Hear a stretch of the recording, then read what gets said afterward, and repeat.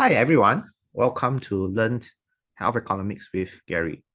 Okay, today I shall start with something I went through the other day. Okay, let's start. Okay, hope you can see my slides. Great. So today we'll talk about healthcare financing in Singapore. So we have a mixed financing system. We have a national insurance system, which is compulsory. So everyone must take part in it. That's called MediShield Life. Talk more about that later. We also have other insurance such as corporate group insurance. This is usually for those who are working. And we also have private shield plan for those who do not think that they would like to use public services and will rather have a much better amenities. So they actually sign up for this private shield plan. We'll talk about this thing called MediSave, which is a compulsory medical savings account. Every month, you have to put in a certain amount of your earnings into this account, and this will be used to pay for some of the healthcare services.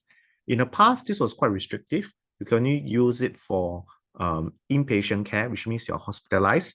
But recently, there have been more liberation, so you can actually use it to pay for your investigation scans, and you even use it to withdraw money to pay for chronic disease management. Other than that, there's also subsidies. This is what you will receive if you have care if in the public sector. And there's also MediFund for those who really cannot afford. This is the safety net that's used for the government. We'll talk a bit about crowdfunding, which means that on-off you do have patients which have problem paying their bills. So they actually send emails to ask for people to help. This is crowdfunding. And finally, I have CareShield Life. This is something that you can claim if you actually have more than two activity of daily living being affected. That's where you can start claiming. Okay, any questions before I go on? Okay, thank you so much. Let's move on.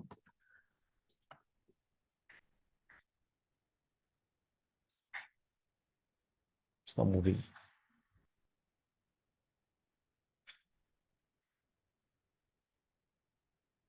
Why is it not moving?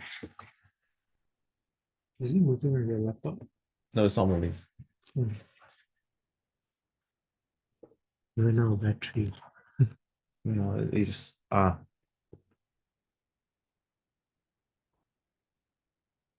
this is strange. It move? Yeah. Is it delay or what? You can see.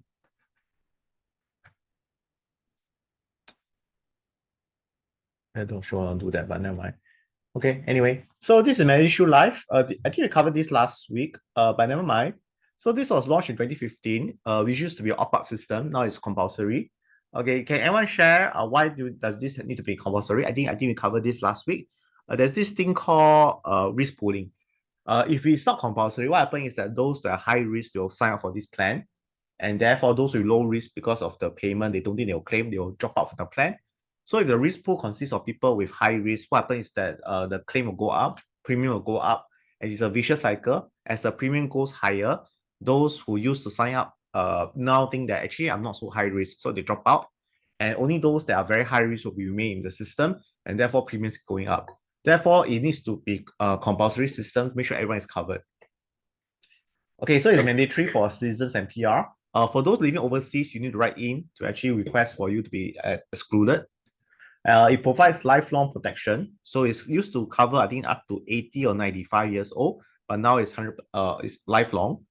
And then it also covers selected costly outpatient treatment, which I mentioned just now. Okay, so the government also provides support to keep the premiums affordable. So what it does is it helps to cover for those who are low income. On all, they'll be top up to your MediSave, and based on MediSave, can pay use it to purchase the MediShield Life. Okay, before I go on, any questions? I know it's recorded, but you can still ask questions. Okay, so this is MediShield Life Premium. So you can see that first thing you can see there is that it is quite relatively cheap until you go higher up. And the first question is, if you are 51 or 60 years old, compared to 61, 65 years old, do you think they are totally risk adjusted? As in, do you think the risk of somebody going to hospitalize is higher in 61, 65 and versus 51, 60? Probably yes, right? But the thing is that we try to what do you call that? We try to have this it's not really community rated, but we try to have some form of cross subsidy so that you do still pay relatively more when you're younger. You can see that it jumps quite high, and so that those older age group doesn't have to pay too much. Otherwise, you realize those are above 80, for example, they will actually be much higher cost compared to this. But you can see there's only about double. But the risk of being hospitalized when you're 79 to 80 years old versus when you're 51, 60 years is definitely more than 2 times. So definitely there's some sort of cross subsidy. Okay. Yes. Is compulsory. Yes, this is MediShield Life. This is compulsory. It's deducted for your MediSave. Yeah. So your CPF, there are three components of CPF. You have the ordinary account, you have the special account, you have the MediSave account. When you reach 5 years old, your special account become retirement account. Then you only have one, I think. Yeah. Then the MediSave, the part of the MediSave is taken out to pay for MediShield Life. Yes, correct. It's all citizens. All Singaporean and PR. If you're living overseas, you can write into the CPF board to request to be exempted. Yeah, but all these things is actually done back end, so you don't actually see it. So you just get a notification of how much you pay. Why we do this is because firstly it's compulsory, so there's nothing to do about it. Second thing is that without you needing to fill out a form or put a tick, it's much easy for compliance. Yeah. Okay. You can also pay for cash if you do not have enough MediSave lah. There's also this ability to voluntarily contribute to a MediSave. For those who are working, money will go to a MediSave. One of the issues is those are self-employed. For those who are self-employed, actually you don't have MediSave. That's one of the issues. So what the government does is for those who are self-employed, if earn more than a certain amount of money, you're required to contribute to your MediSave account as well. Okay, that is for those who are self-employed. For example, your gig workers, such as those who work in ride sharing like Grab, Gojek, all these are the ride sharing companies in Singapore. Yeah. Any other questions? You want to move on? Okay. Okay, so those with pre-existing medical conditions will enjoy coverage as well. This is something that if some of you heard of Obamacare, you heard of Obamacare. So what Obamacare does, it actually covers pre-existing illnesses. So this is something that the insurers are not keen to do because those with pre-existing illnesses are definitely going to claim more compared to those with no existing medical condition. And therefore, what they do in the past to protect themselves is that if you have a pre-existing medical condition, if you incur any cost because of that, the insurance company will not cover.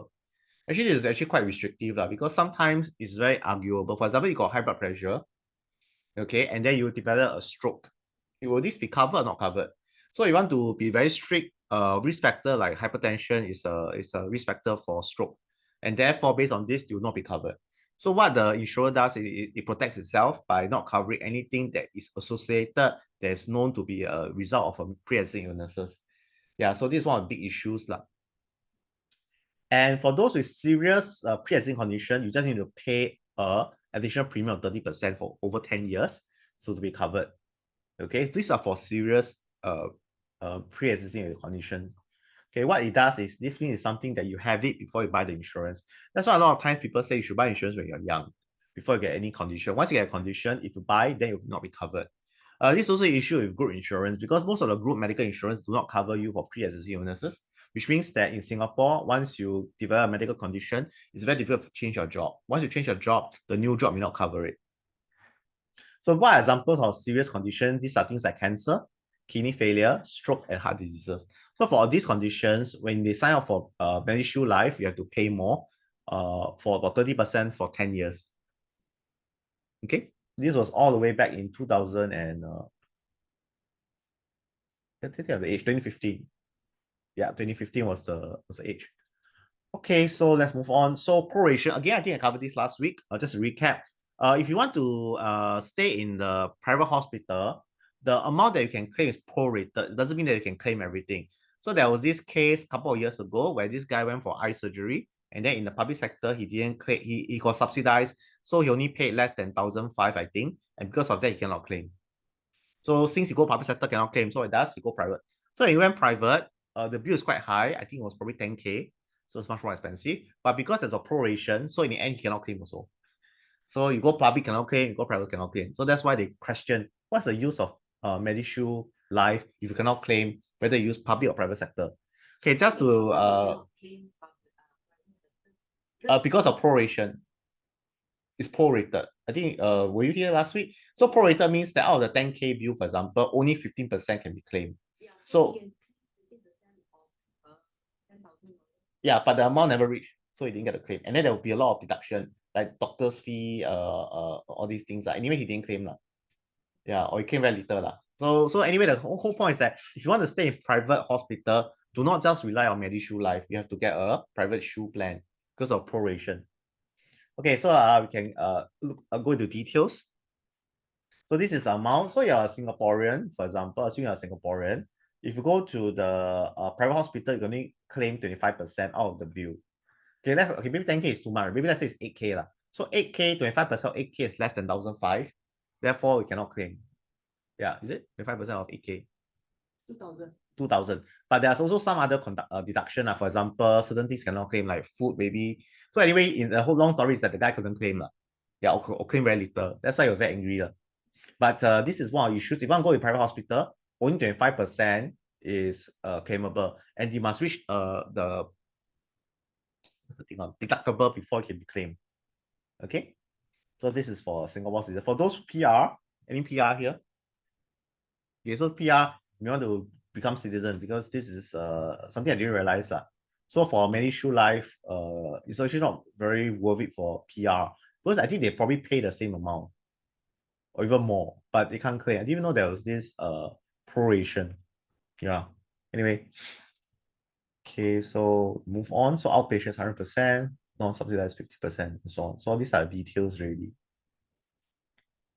Okay, next we maybe just focus on this thing called, okay, so first is deductible. I think I covered this last week. So it's amount that you have to pay first before the insurance kick in.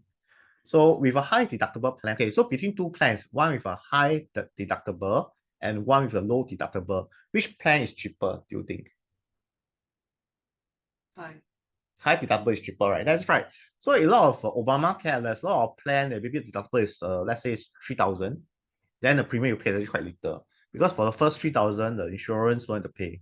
Yeah, and so on. Okay, so this is the deductible. Co-insurance, there's a thing called co-payment and co-insurance. I think you use the terms very loosely. Actually, by right, co-payment is fixed. Co-insurance is a percentage. So when you talk about co-payment, actually we're referring to more co-insurance. Because in Singapore, you actually co-pay. Yeah, so it can be 10% to 3%. Why is it that as the bill increases, the co-payment reduces? To reduce the catastrophic bill. Is to reduce the financial impact of the insured. Because otherwise, 10% of $1 million versus 3% of $1 million is a big difference. Yeah. So and some insurance may have some sort of maximum deductible, maximum co-insurance. But I think in Singapore there isn't any. So if you incur a $10 million bill, even if it's 3%, you still have to pay 3 million. Is it? 300,000. Yeah. Yeah. But unlikely you incur a $10 million bill. But these are some of the what if scenario. Okay. Then this is the payout by MediShield Life. Okay, and this must be the portion of bill above the claim limit. Cannot claim. So this is below claim limit, you can claim. Anything above the claim limit cannot claim. So what's the claim limit is here? So normal ward 800. I think to answer a question, I think that guy probably the private ward, right? There was a claim limit. So minus off the claim limit, minus off the proration, that's why I cannot claim. Yeah. Okay, so it's very complicated. They use calculator to calculate. So it's not so straightforward. Like normal ward is 800. So if you stay in a private ward and let's say it's $1,000, you can only claim 800 out of the $1,000. Okay. Yes, please. Is there a tool to calculate this for you? I think a hospital will have certain things. Oh, but privately, yeah, I think you might be able to download a calculator to create this. But the issue is that all these things keep changing. That's number one. And number two, all this is back end. So back end, you actually calculate and then because when you go, if you use your MediSave or MediShield and all these things, everything is all you discharge. Back end, then they'll send you the bill. Yeah, then you can dispute it. Yeah, if there's any issue. Okay. Okay, move on. Okay, so that's not just that. There's also a specific cap So in every treatment, there's also a cap. For example, if you go for radiotherapy, the cap is $300 per treatment. So not only is there a yearly cap, there's also a service cap, which means each service there's a specific cap. Okay, and per policy year is 150K. In 1 year, you can only claim a maximum 150K. So that's why some people want to buy private shield plan because they want to be covered more than 150K.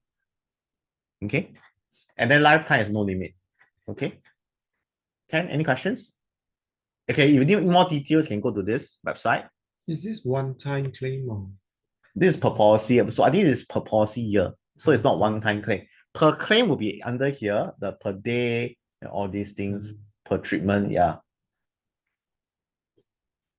So if it's like cancer like that, then treatment over a few years, then it's per year, per policy year is 150K. okay. Okay. Okay, move on.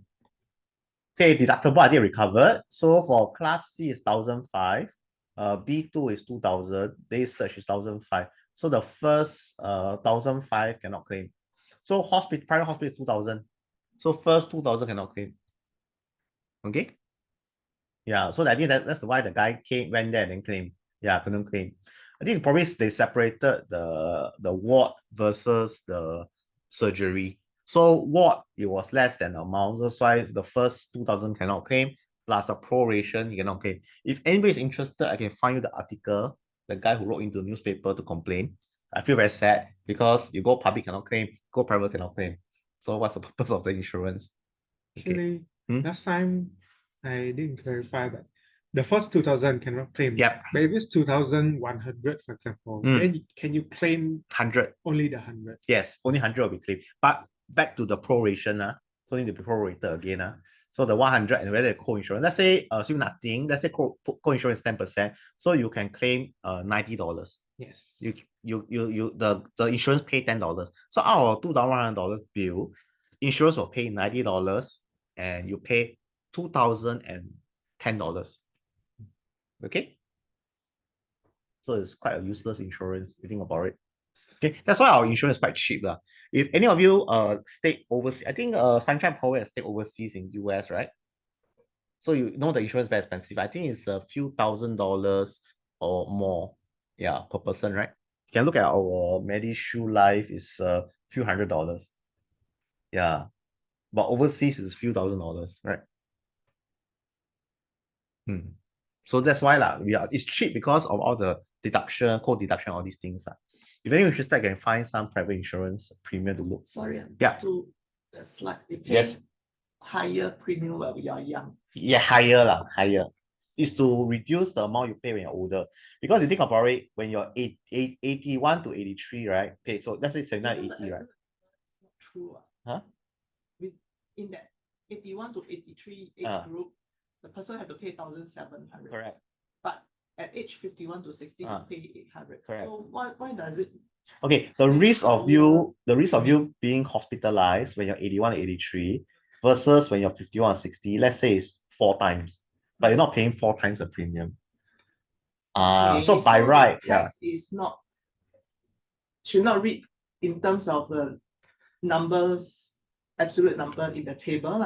Yes. Okay, what this means is that you're paying slightly higher premium than risk adjusted.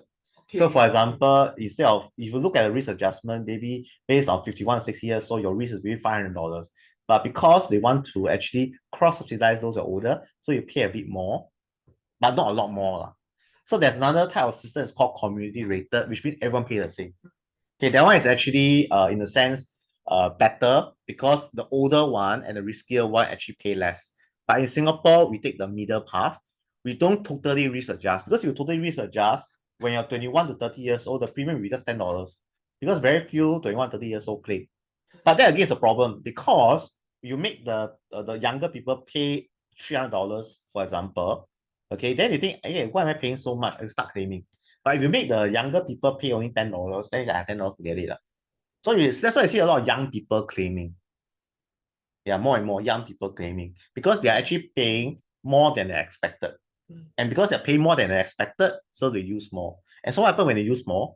Their expected goes up. Then everything will be adjusted That's why your premium will keep going up. If you're not wrong, you check your premium. I think for those with private shield, it go up by 20%, 30%. So it's also not sustainable lah. So I might thought how to change the system.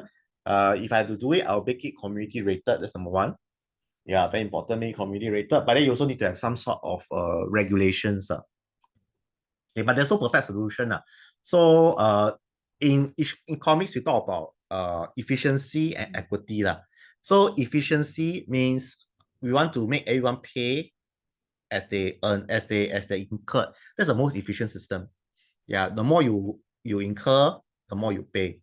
But that's not a fair system, because then those who are very sick, those that are very old will tend to pay more. So you need to balance between the two. Okay, one easy example is think of vaccination. So when you did the COVID vaccination, right, what is the most efficient way to organize it? It's like a central station, central area. People come down there to vaccinate, right? That's the most efficient way to carry out a service. But that's not the most equitable way, because there are people who are bed bound, people who are very sick, cannot travel. That's why in Singapore, we have another team where they get doctors and nurses to go to the patient's house and then vaccinate them. But this is a very highly inefficient way, because you get a group of doctors and nurses just to go and vaccinate one person. The per unit cost is very, very high. But that is an equitable system. So in life, it's always about, do you want the most efficient way to do it, or you want the more equitable way to do it? Okay. For the answer questions. Okay, move on. Okay, make some changes. So actually, you pay slightly higher premium than expected, or than calculated when you're young, and then the premium increase lessly. Yeah. Okay. And then also higher premium rebates when you're older. Okay, let's move on to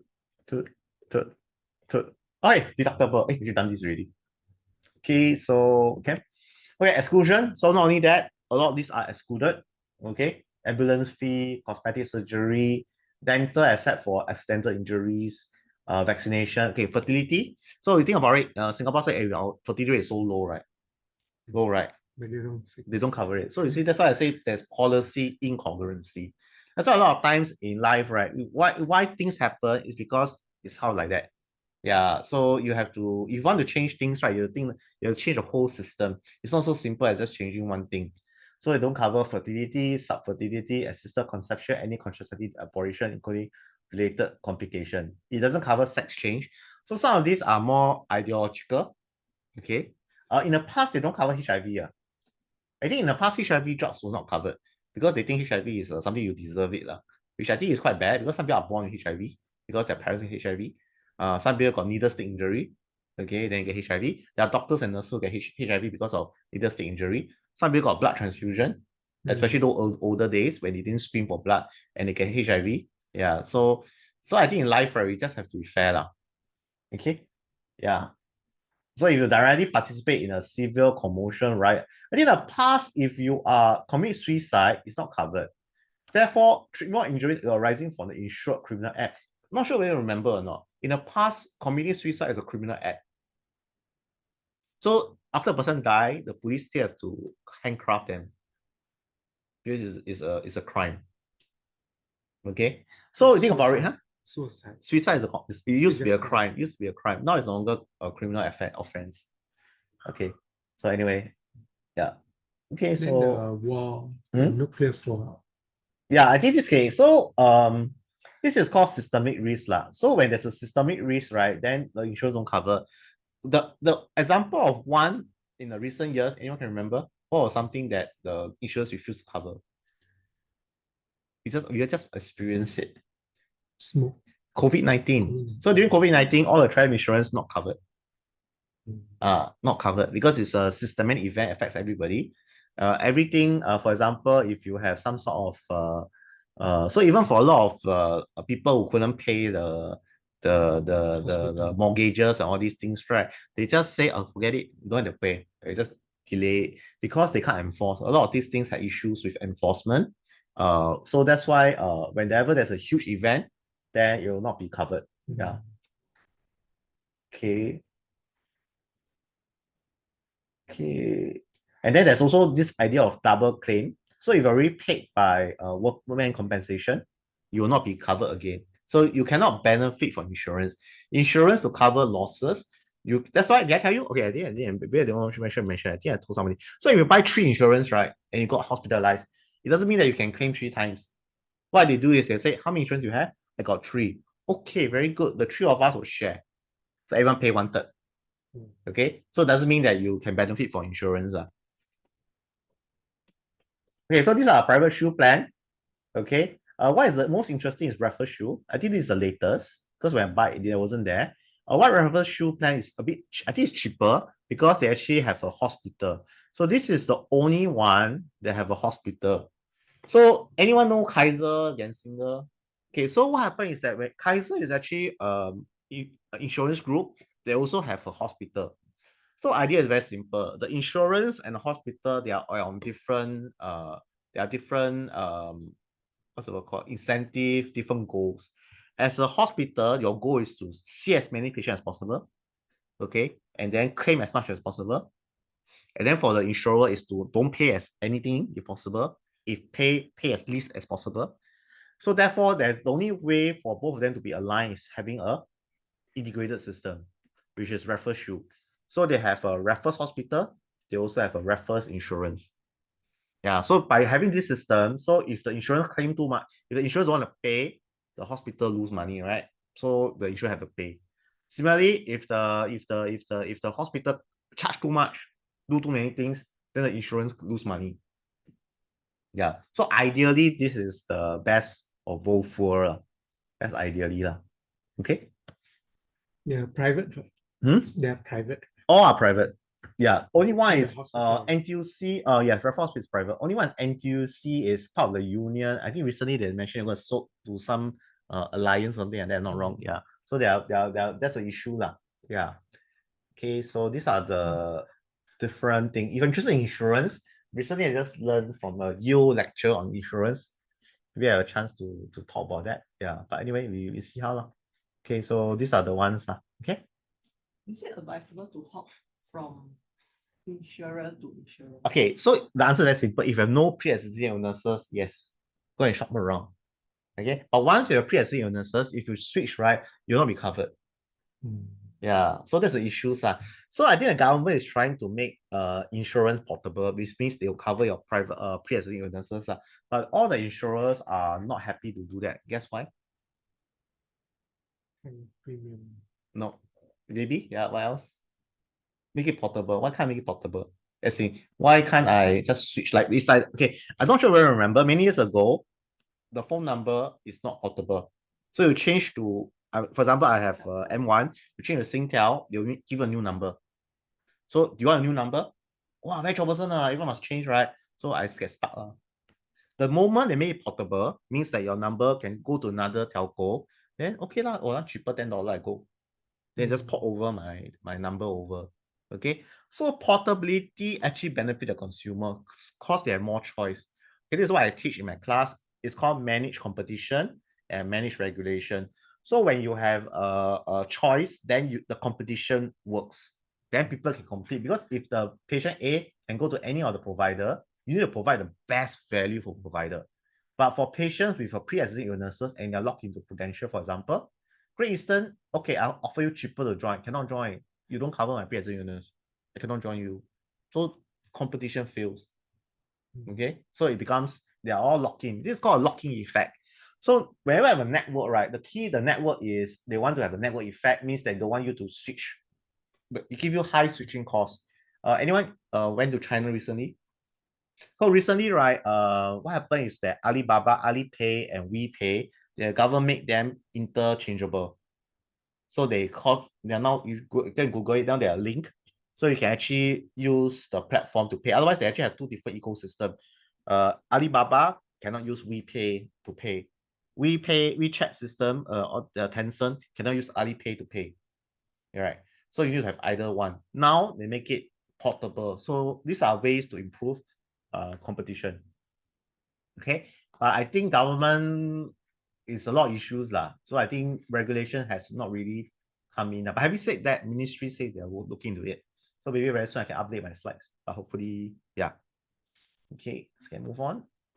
Okay, so this is recently published. So you realize that a lot of things, right? People don't know, no? You don't publish, people don't know. Anyone seen this? No one see. So sad. No, Straits Times, you know.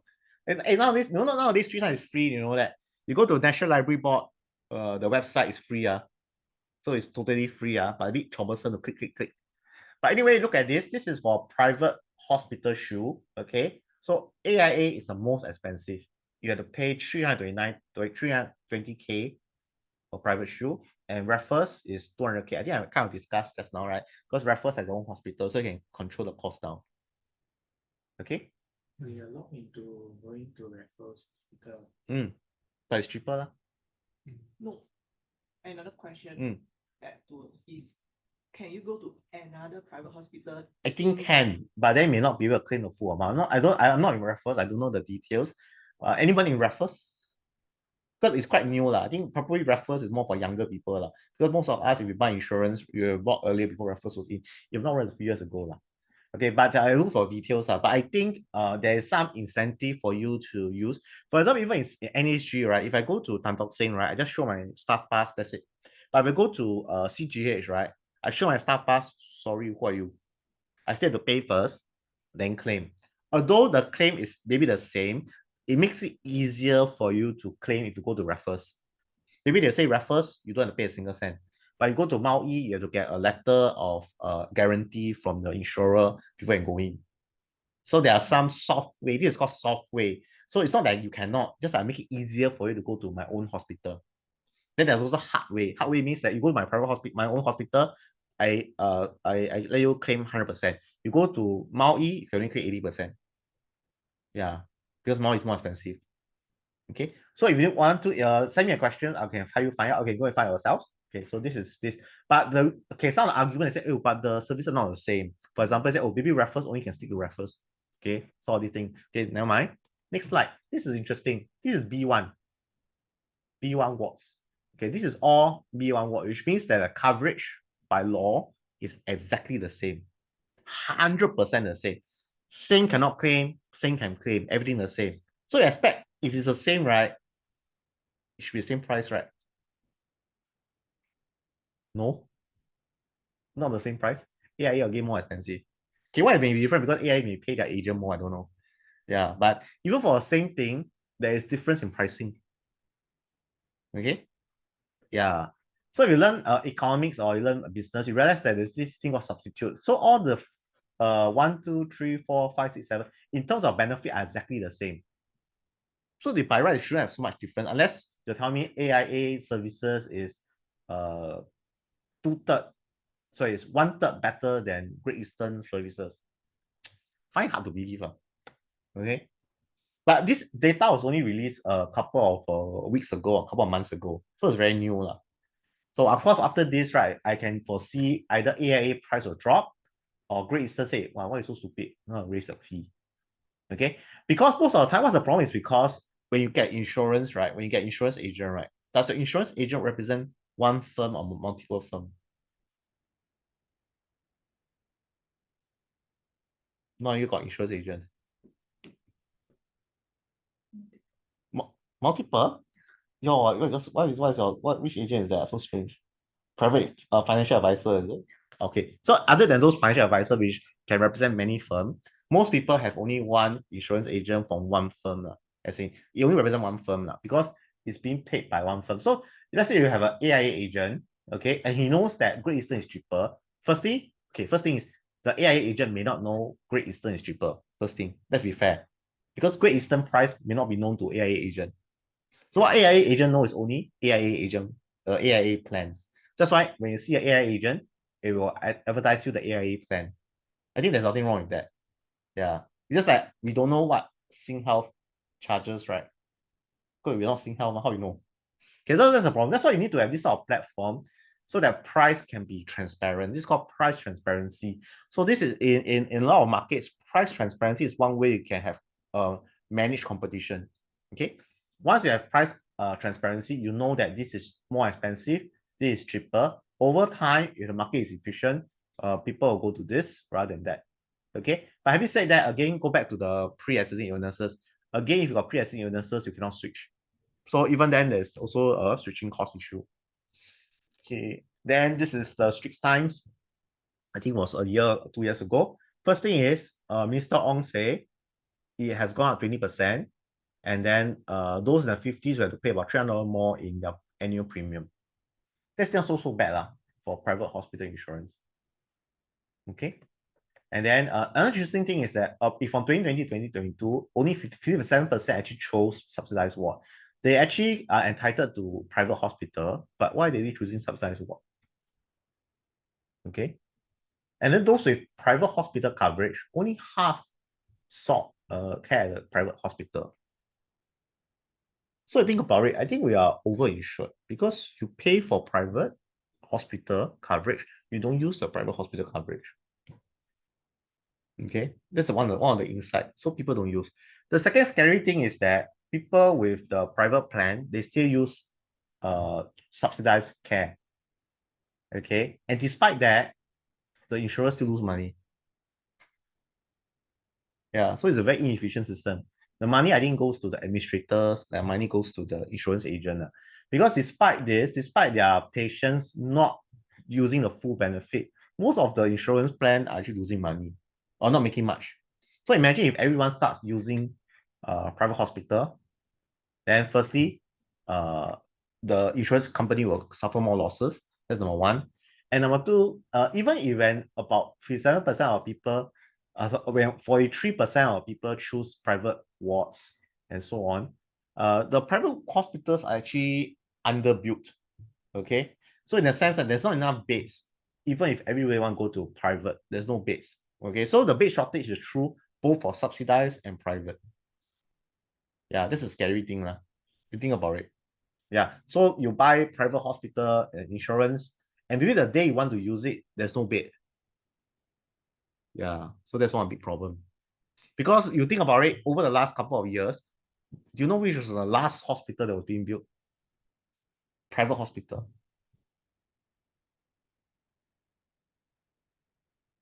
Okay, it's Farrer Park Hospital. Okay, I wrote a paper on that. If interested, can read my paper. So anyway, the fact is that that about I think 1/3 or half of Singaporeans have private shield. Okay, I think so. You're not wrong. I think or 1/3 doesn't matter. It's a huge number, but the number of hospital bed in private hospital is not enough. They're not be building any hospital beds because it's very expensive to build the beds. So actually, you're paying a lot of money for private care, private hospital thing. Most of them, 50% of people don't use it. Okay, so my argument is that policyholders are overinsured. Okay, and that the providers, I mean the private hospitals, they're right in a happy situation. Okay. Okay, so now you go to MediSave. Yeah. You say Mm. private shield. So Mm. this is different from, within income shield, there is basic, advantage, and preferred. So the preferred also cover private. So Hospital. it's not the same as Okay. the private shield plan that we are talking about. It is the same, I think. Okay, so you read my paper, go back to the history. So I start off with MediShield, and then after that, talk about this enhanced shield. Okay, that was in 1990s in my paper, I remember. So 1990s, the first few the first few provider have it is NTUC Income, they have an enhanced shield. Then over time, enhanced shield become private shield. So those with enhanced shield are probably bought it at 1990s or year 2000, that period of time. So now they don't offer enhanced shield anymore, I think. Yeah. So I think this is the early version of a private shield, but it's the same situation. It's more than your basic MediShield Life. Recently, I go to income website. Still have enhanced, and it has 3 tiers. Basic, advanced, basic, advantage, and preferred. Okay, these are the name. I think it refers to private hospital, A1 and then B1, I think. Yeah. Can go and find the thing. Yeah. So when you mention private shield plan, is different from the income shield. It is okay. Is anything above your MediShield Life is called private shield. Income. Oh, so private shield plan is a general term. Yes. Okay. Okay, let's look at this. Anything above this MH, they call it MH. MediShield Life lah. Okay, so this is income shield. I think income shield is a bit different. This one is a different one. This one is actually hospitalization benefits plan. So it also pays you when you stay in hospital, right? There's an income coverage. Okay.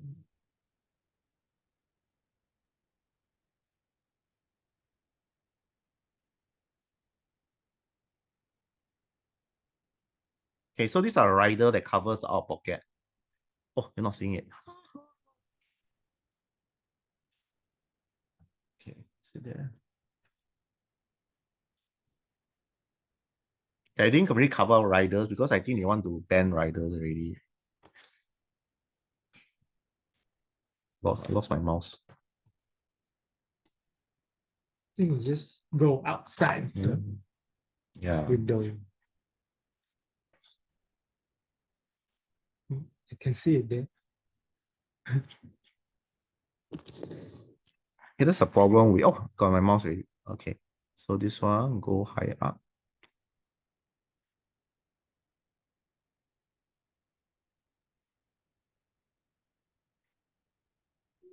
Okay. Maybe I need to move it again. The checkbox. Yeah, so everybody got chatbot now. How do I remove this? Is it a Zoom thing? Huh? Can Okay. press on the X. Oh, Keys. Okay, so this is the rider. So it covers the out-of-pocket cover deductible and co-insurance, but there's still a co-payment of 5%. Actually, it's wrong. It's co-insurance lah, because co-payment is supposed to be fixed. Okay, that's why the confusion. Okay, anyway, yeah. So this one has all the you can read about all the different things. Okay, again, I'm not an insurance agent. So the point is that this is the one. Okay, okay. So when it first started, MediShield Private Shield plan has all the things that prevent overuse lah. But somehow they come up with this rider, which is something that you can buy on top of your insurance. And because of this rider, your co-deductible and co-insurance are all covered. So once this happens, is that there's no longer any any pain when you use insurance, and therefore people start using more. But having said that, government start to have this 5% co-payment. This was something that it was a bailout lah. So basically, what the insurance company did was it didn't have this. So what happened is MOH stepped in and say that from a certain period onwards, every plan must have a co-payment. Okay, some of them may be affected by it, but to cut long story short, I think it's a problem of being too innovative lah. Yeah. So what they wanted to is to get more people to sign up. So when people sign up, the first thing is what is the benefit? What is the value that you give to the patients or the policyholder?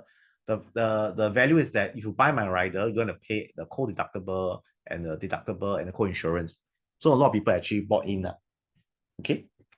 So okay, I think we go back streaming. So back to this. So okay, even your income shield, I think there's also some increase in fees. So I think overall, you ask me, I think the problem in Singapore is that we don't have a very strong regulation.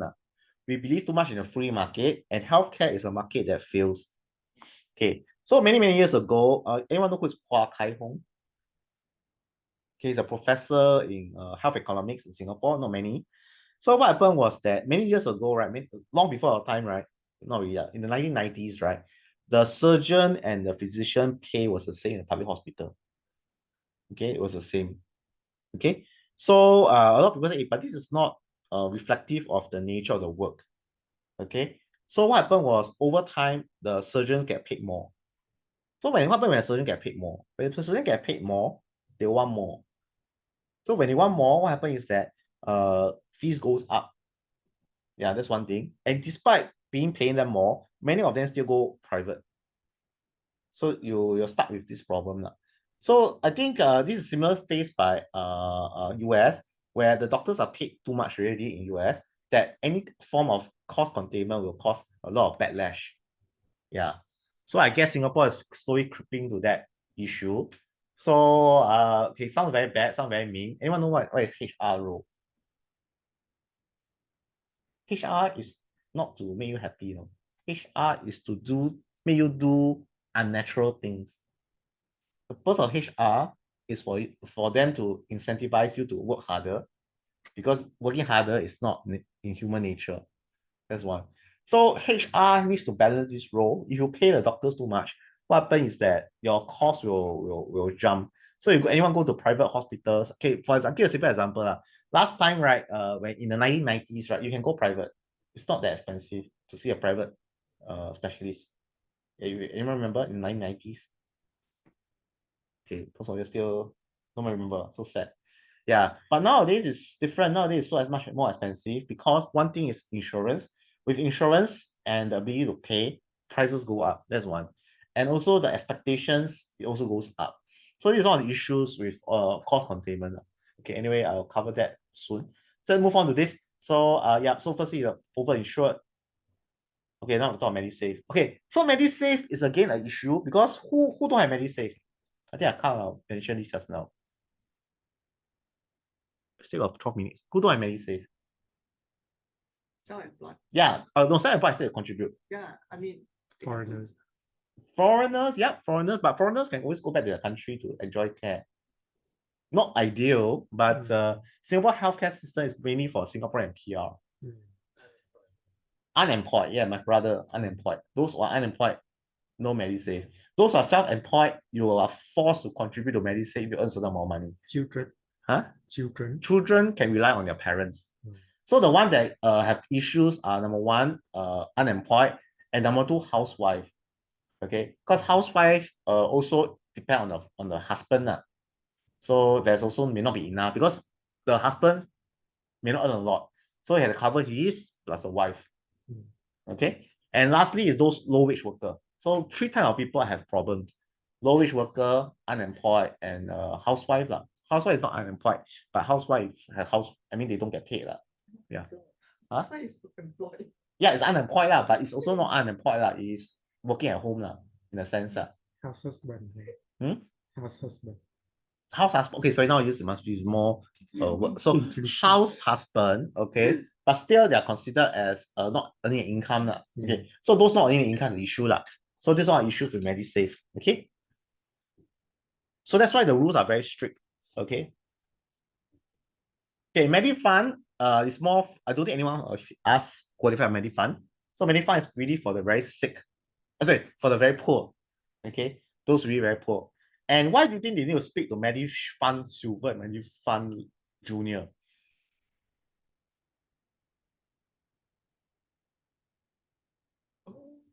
Silver for old. Okay, the way they split it is because if you don't split it right, if everyone is you base on needs, right? Let's say everyone of the young is very needs it, you may neglect the senior or vice versa.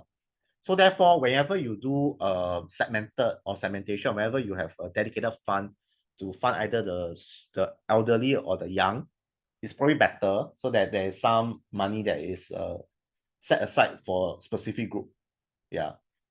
Okay. And it's an endowment fund. Anyone know what's an endowment fund?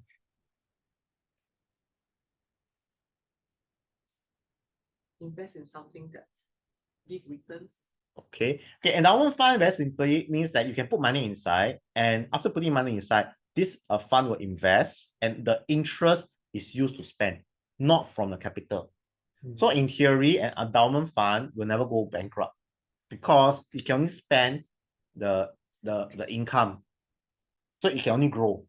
It either don't grow if you give up all the income, or it grows very slowly. Okay, so an endowment fund is very sustainable because you don't spend the capital sum.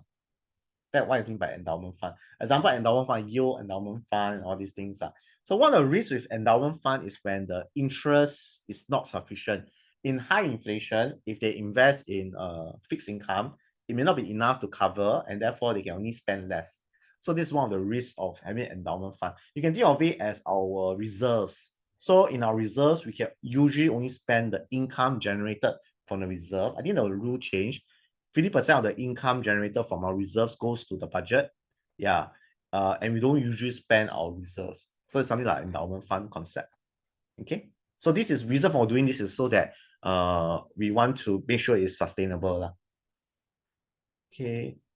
Okay, crowdfunding, Give.Asia. Anyone gave before? Nobody, so sad. So they're always sad story, right? Usually all foreigners because they are not covered by MediShield, they're not covered by MediFund. Yeah. Okay. And there was also cases of patients from Indonesia, Nepal. Anyone heard of the Nepalese twins? There was a set of conjoined twins from Nepal came to Singapore, go private, and try to separate them. Yeah, and a lot of them are crowdfunded, if not wrong. Yeah, so they ask for funding from the crowd. Okay, compare, it's $400,000.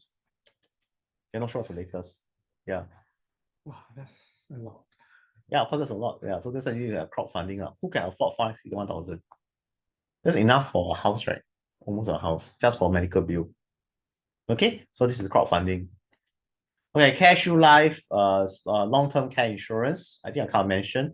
So they say that 1 in 2 could develop severe disability. Okay, and therefore you can claim if you have disability. It's a form of disability income. Yeah, because even though I cover a medical bill, I don't cover certain things that you need. For example, transport, for example, food. So you still need some sort of income. Okay, so this is CareShield Life. Okay, this is my favorite topic. Okay, this is a topic I love it. Okay, this is a topic that I think maybe not everyone love it, but okay. So how do you pay providers? What's the best way to pay providers? What's the most sustainable way to pay providers?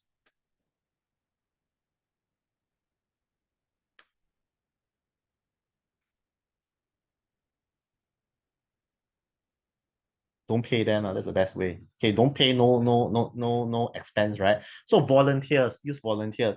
So some hospitals use volunteers, they don't pay them. Not only that, the volunteer may even pay to contribute. I think this is the best way to fund healthcare.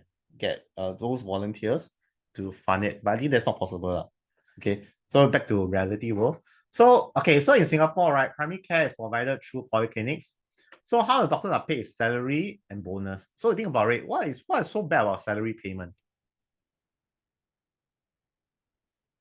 No incentive To what? to do more. Yeah, so they're very lazy. Yeah, so since go polyclinic, no need. No need. Come again 3 months. No one want to do anything. No one to investigate. Okay, because if I do an X-ray, I have to review the X-ray. If I do a blood test, I have to review a blood test. So no need. Come back tomorrow. Okay, so the problem with salary worker is that they do the bare minimum. Yeah, that's a very bad. That's why doctors are chosen selectively, very special criteria to make sure that they're not lazy. Okay, that's the first thing. They need to be for the greater good. Otherwise, you end up with lazy doctors. Okay, they don't do anything. Okay, so GP, on the other extreme, fee for service, what does this mean? Every time they do something, they get paid. So you see a GP and see a polyclinic doctor very different. GP will ask you to do a lot of blood tests, send you for a lot of tests, do all these things, because every time you review a test, they are being paid. Also not ideal. Okay, not ideal. Okay, salary not good, fee for service also not good. So how? Any solution? Any suggestion? Middle ground. Okay, can have a middle ground. So I think firstly is a self-regulating profession. So you don't really want lazy doctors. That's why the rules are very strict. You don't do something, you get punished. You never refer patient, you never do this blood test, you never do this, then you get punished. Recently, someone got punished because what happened was telecare. So there was a 1 second consult. So somebody saw a doctor, 1 second got MC. Oh, 1 second, well, how much care can you provide 1 second? So they get punished. So they are not allowed to have telecare anymore. So we want to make sure that there's a blended model, will probably be the best. So fee for service is something that you also need to regulate. Actually, the thing is you need to, that's a profession. So we will need to regulate the profession. Okay, that's for the primary care. Okay, specialist care, same thing, is also salary and fee for service. Okay, so Raffles and Mount E, they got slightly different model. So Raffles specialists, from what I know, they are actually employed by the hospital, whereas the private specialists for Mount E, Eddimore William maybe also, they are all private contractor. So what they do is they rent a clinic from the hospitals and then they see patient. So as a business person, what is the benefit from having a rental model versus a salary model? So if you want to scale, right, if you're a business, right, anyone interested in business, I didn't know interested in business, but if you're interested in business, what you need to do is to convert your fixed cost to variable cost. Okay, how do I do that? I do that by making all my employees all commission based, like insurance company. That's why insurance company can grow very big, because the insurance agent, you can give very little base pay, all thing is commission. So it doesn't really affect me. If I could make all my insurance agent commission based, I can have 1 million insurance agent or 2 million insurance agent. It doesn't affect my bottom line, because I don't pay them a single cent unless they bring me customers. But the issue is the control. Yeah. So okay, back to this. So government funds DRG. You don't know what's DRG? Diagnosis related groups. But what does it mean? No. Okay, so what happened is that in the past, right, how do you pay the hospital? So what they do was they combine all the inpatient cases, they split into different cost group. And then based on the cost group, they'll say that this one, you should pay this. This one more complicated, pay a bit more, and so on. So it's actually a way to classify by cost. So why you do this is so that if I pay, let's say I pay $500 for condition A. So you try your best to be efficient now, because if you spend $600, then too bad, you only get $500. So this is a way to actually incentivize a hospital to be efficient. Efficient, not equitable, efficient. Okay, so in the past, there's this doesn't cover outpatient because the data for community and all these things was very bad. So right, recently we have better data, better collection of data. So that's why we talk about this thing called extended DRG. Okay, extended DRG, which extend beyond the inpatient stay. Okay, and also for outpatient visit, there's also a overall block budget. But now we talk to capitation. Everyone know what's capitation? Maybe I'll cover this in detail in future. So capitation model means that you're being paid a fixed amount for every patient or every resident that is enrolled. So unless the number of patients grow, you'll not get paid more. Okay, so what's the difference between fee for service and capitation model? Actually, if you talk about patient, if the patient is a unit of analysis, fee for service means I see 10 patients, I do 10 things, I get paid 1,100, right? 10,100, right? For capitation model is I see 10 patients, I do 10 things, I still get paid 10. So capitation model is good because capitation model increases the access, which means that for you to make more money, you need to see more patients. You cannot do more things. The more you do, your problem, because you're only being paid by 10 patients. So what are you interested in? Are you interested in over servicing or over patient? Actually, we should not be concerned about over patient. But in Singapore concept, they have modified the model. So I don't think it's fixed anymore. They actually pay per resident. So whether you see the resident or not, you're being paid per resident. So there are a lot, maybe for example, you have 100 patients and 200 residents. If I pay for 100 patients, what I can do is I can game the system by getting more resident location. So for 100 to 150. So now the government has to pay more because there's more patients. But what the government does is they pay by resident. So you give 200 residents. That's nothing you can do unless you go and recruit people to come to Singapore to stay, become residents. Otherwise, your resident number cannot increase. So what the government does is it actually cap the amount that can grow. If you was at patient level, you could grow the subvention by seeing more patients. But now it's by resident level. So unless you increase the resident level, there's no way for you to get more money. Okay, so all these things depends on the incentive and the objective. Okay, I think I'm finishing soon.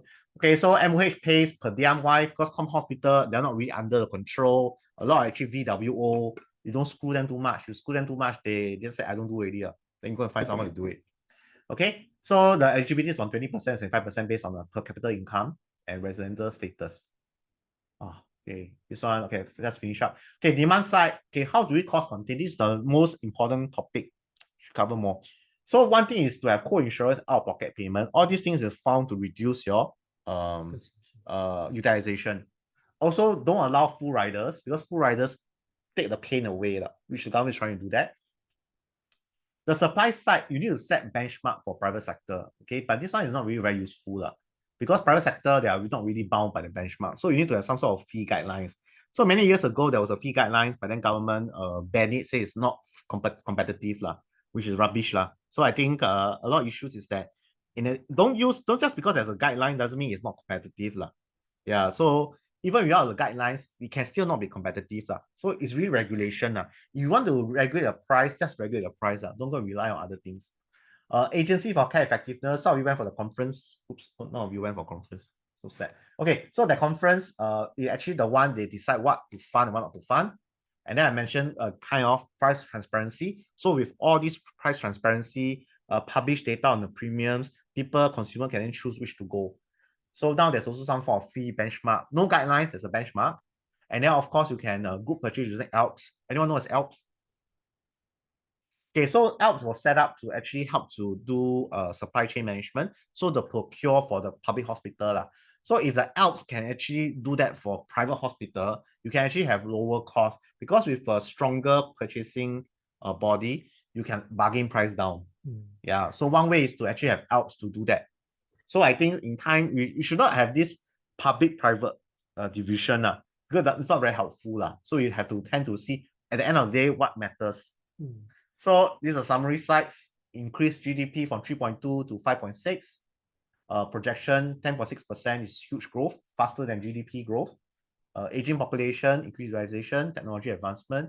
Health expenditure has tripled. This was covered last week. And then these are the different financing.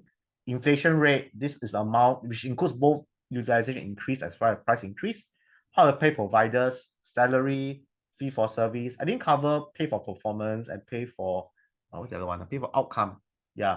So ideally, pay for outcome is the best, but sometimes outcome is not driven by the provider, so it may not be very fair. Yeah. And these are demand side, cost containment, and so on. Okay. Any questions before I end? I think I'm overshot by 4 minutes, but yeah.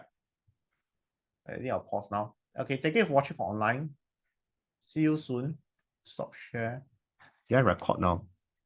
I think you need to close your Zoom for it to. Okay, yeah, any questions?